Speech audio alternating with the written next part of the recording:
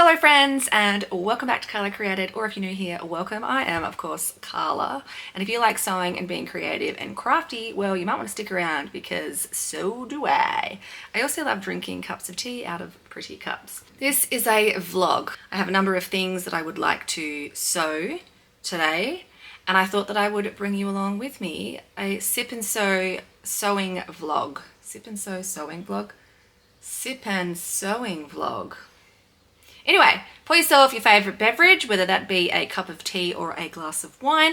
It is not even midday here yet in Australia, so for me it is a cup of tea. And let's do some projects together. I can be your company whilst you also tackle a few odd jobs in your sewing space. Let's see what's on the cards. I just got back from a trip interstate to see my family, and one of the things I always do when I go interstate to see my family is go to a thrift store. This visit I actually went to two in my folks' local township area, and I got some really cool stuff. So I thought I would start this video by showing you what I've got, because one of the things I need to do is related to one of the things that I purchased. Let's start with this really cool bag. I got this for my daughter. She really loves the color blue, and it's a really well put together bag. There was also this bag,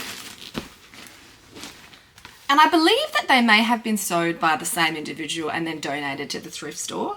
They were both $1 each. Like, what? They're fully lined. This one has a zip, the other one doesn't, but it does have a clasp. And the first project that I need to get to is to hide this raw edge here on the inside of this bag, because I'm going to give this to my niece, because I reckon she would love it. It's got an awesome mermaid print on the inside. It's got internal pockets and everything. The thing that I need to sew though is this raw edge here.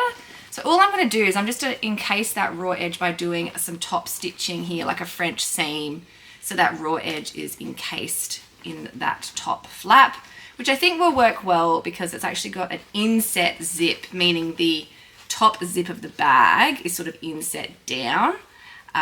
See how it's sort of hard to explain. Yeah, anyway, so that'll be the first thing that I need to do. I'll do that in just a moment. I do need to change out my thread. But I got both of those bags for $1, which I'm pretty chuffed with. And I'm obviously using this bag to hold the other things that I got. What else? I got a few notions. I got some bobbins, which I actually just realized I intended to leave these with my mum because I just set up her old sewing machine for her because she forgot how to set it up. Dang. I also got some Gutermann thread. Two of the Gutermann ones are full, and for this size spool, new, and they look new, you're looking at, I think from Spotlight, at least $10.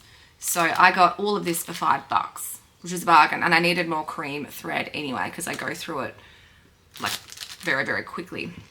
So I was pretty chuffed with that find. Next up, this doily. Spoiler alert, this is going in the current quilting project that I am working on. Yes, I'm doing another doily quilt, but I'm using these kinds of linen embroidered doilies, and I have a few others that I have thrifted and also others that I have that have been given to me by my grandparents. So I'm making that quilt using those. This was $3, which I think is impressive. And then I also got these linen napkins, 8 of them, and they are embroidered with all different beautiful flowers. Look. Oh my God, aren't they gorgeous? I just cannot get over how beautiful these are. They are brand new as well. They're so crisp. I don't know what I intend to do with them. Some of them may make it into the doily quilt that I'm making. I might use some of these pieces potentially because they're quite big. And I do, here we go, see how big they are? There's a lot of white space, but I could integrate these into the quilt. In fact, I could probably even make a whole quilt out of these. What do you think? Let me know in the comments. Would you keep them all together and just make one big white quilt that has the embroidered, you know, sections on it? Or would you sort of cut them up Or would you integrate them in with other colours, and I can, you know, the white space here can have other doilies attached on top. I don't know. Anyway, those 8 linen embroidered napkins, you can't see, were $10 for all 8, which is just unbelievable. And then last up, I got a hand towel. Why? I don't know. I like the print, and it was $1. Let's open it up, because I actually haven't opened it up yet to see the print. Oh, it's so delightful. I just think it's so cute. I mean, it's probably a used hand towel, but it doesn't look used. It actually looks quite new. I don't know what I'm going to do with this. I might just use it in the bathroom as a hand towel, because it's really happy and cute. Alrighty, so I'm just going to change out my thread. We're going to go with this darker green for the top stitching, because I think that will tie in with this sort of bluey, purpley, greeny, whatever this fabric is called. Does anybody know? And then I'm in the bobbin, only because I had this green bobbin wound, which will tie in very nicely with this sort of mermaidy rainbow fabric. So let's do that. All done. So there you go. That's what it looks like now. You can't see that seam, and you can see the top stitching there, and still zips up, and there we go. Okay, next up is these shorts, which were previously jeans about 2 hours ago, but I just chopped them off, measured on my daughter where she wanted them, chopped them into shorts, and I've just rolled up these cuffs. So we're going to stitch these cuffs down just here at the side and on the inner seam as well, and then I'll give it a press and we'll put it in my daughter's wardrobe, because she wanted some denim shorts. She's all of a sudden is interested in wearing denim shorts, which is a new thing. So I'm going to change my thread out to the white, back to the white thread. Now I know these are all like little minor sort of odd jobs, but they're the kind of things that I kind of have to get done like as they arise, because I do not have a very large sewing area. I wish it was bigger, I really do, but I have quite a small house and I have no spare room for a dedicated sewing space. And you know what, I'm fine with that. I'm very grateful for the space that I have, and I always look for the positives. Yes, it's small. It means that I have to get through things as they arise. That's actually a good thing, because I'm not then hoarding, you know, a whole bunch of to-do items all the time. Although it does get, sometimes it gets to the point where I'm like, I have so many, because my brain can't help but come up with things as well. Anyway, and it also is, I tell myself that it's a good thing having this small space where it is, because right here is my living area, and it means that I feel like I can be part of my family time with my kids and my husband. You've probably seen in some of my videos, my husband, he sort of chills out there, and when I'm sewing, and he often is doing his own thing, and we'll put a podcast on and I'll be sitting here and sewing, and we'll listen to a podcast together. He'll be playing a game or something, and it's actually really nice. It doesn't happen, you know, all the time, but when it does, it's actually very enjoyable. It feels like we're hanging out, but also it's just doing what we want to do. So yeah, so even though it's really, really small, there's a lot of benefits, which I think if I had a dedicated space, like if I was in my own sort of room somewhere, kind of isolated away, yes, I'd have more space to put things and do things and have things tidy, but I'd also be on my own a lot, which, you know, I don't really mind, but it is nice to be around Bam Bam.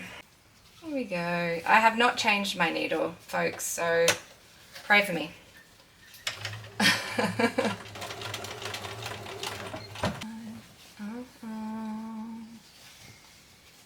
don't know.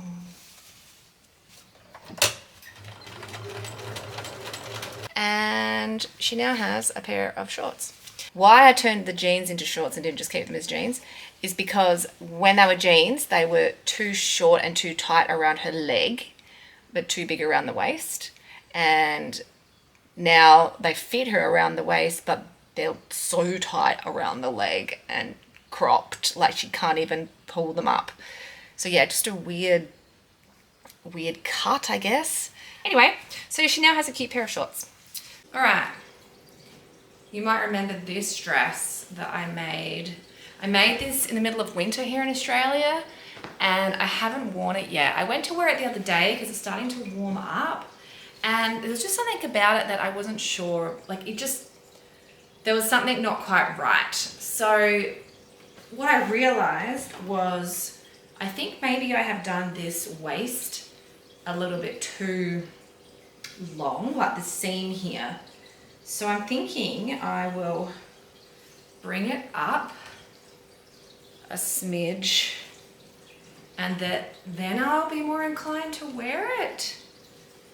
Because I think it's too long in the bust here. And because it doesn't come in at the waist, it's sort of, I think it's the shape that it gives. It's not defining the waist enough. So I think if I give it a bit more of an empire kind of waist, then, I don't know, it will just look a little bit better. I don't know, folks, you're probably thinking it looks fine. Well, why are you fussing? But yeah, I'm going to take it up. I'm going to take it up an inch to here. So first things first, it has a lining as well. So I'm going to have to take the lining up too, but I'm just going to take the lining up from the bottom hem. What I'm going to do is, to keep the gathers as they are, I'm going to just cut and then stitch. I'm not unpicking. Let's do this.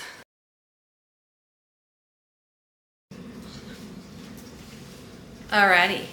Well, that was really easy, and I am much happier with it. Obviously, I'm not going to wear it with this top underneath because, I mean, I could, but yes, that's better. I think that solved the issue, and it's also a little bit shorter too. It's just above my knee now, so I think that actually works a lot better. Oh well, I love it. Perhaps I'll leave it on with this top underneath. Alrighty, on to the next project. Okay, next items on the list are these two shorts, kids shorts, that have lost their elastic many moons ago. I want to get some more wear out of them, so I'm going to unpick the seam, take out the worn elastic and put new elastic in. Really full of exciting projects in this one, folks. Riveting stuff. Where's my seam ripper? Voila. Alrighty, well, I'm gonna make another cup of tea and I'm going to do that on the couch. Once I've done the shorts, I'm going to modify this dress that I made in this video. And it's a drop waist dress pattern, which I know is very stylish right now, but now that I've worn it a couple of times, and I really like it, I love that it feels like a t-shirt, but it's a dress. Now that I've worn it a couple of times, I don't think the drop waist is for me. I've decided that I'm going to bring up the skirt to my natural waist. Well, that was a lot more unpicking than what I had anticipated, just to get this old elastic out. Only because the elastic had been like top stitched down over the top of the waistband.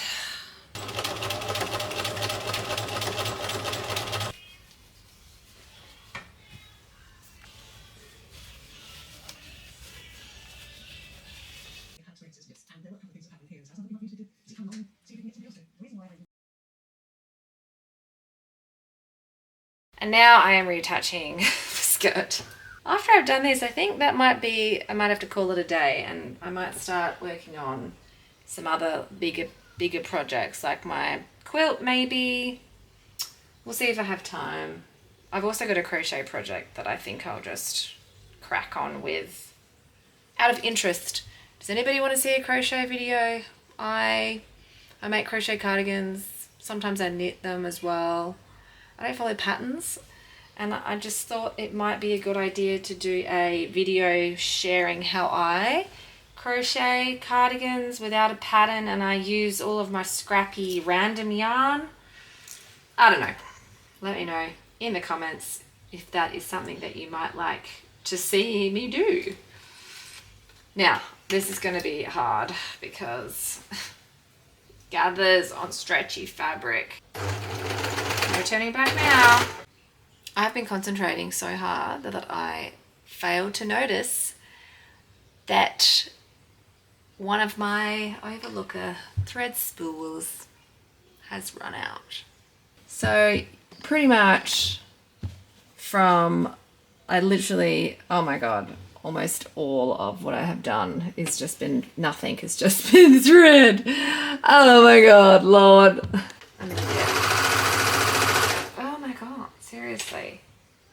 How, that's really annoying because now I have to rethread my overlocker. Oh my God, did it sew anything?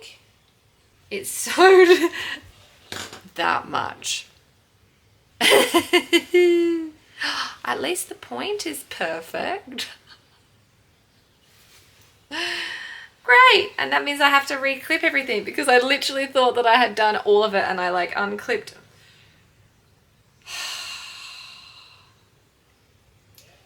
Lord, give me strength. Let's rethread it. Let's finish this and call it a day. Okay, I might need another beverage for this, and because it's 5:20, maybe not a cup of tea. You know what I just realized? I wasn't stitching at all, but it was still cutting the fabric because I was trying to cut off the original overlocking seam to reduce bulk. So I've gone and cut off that, and now all the gathers are undone. This is why you don't sew when you're tired. Okay. I don't even know.